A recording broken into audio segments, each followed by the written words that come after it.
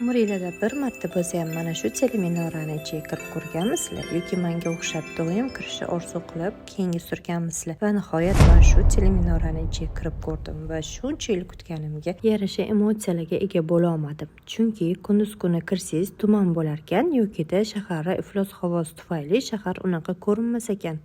Shu sababdan kechqurun shahar chiroyli ko'rinadi deb kechasi kirgan edik, ammo xonada svet yoquvligi tufayli 50% oynadan o'zingizni aksingizni 50% shaharni ko'rarkansiz. Bu yoqqa kirish narxi kishi boshiga 100 mingdan tushdi, 2 kishiga 200 ming bo'ldi.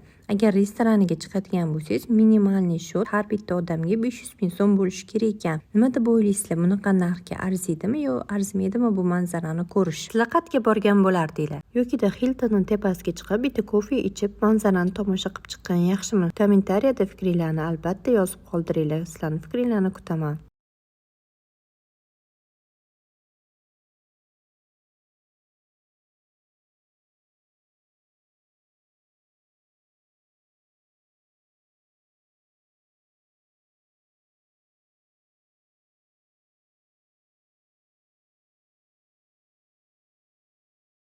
Fikringizni kommentda yozib ketinglar.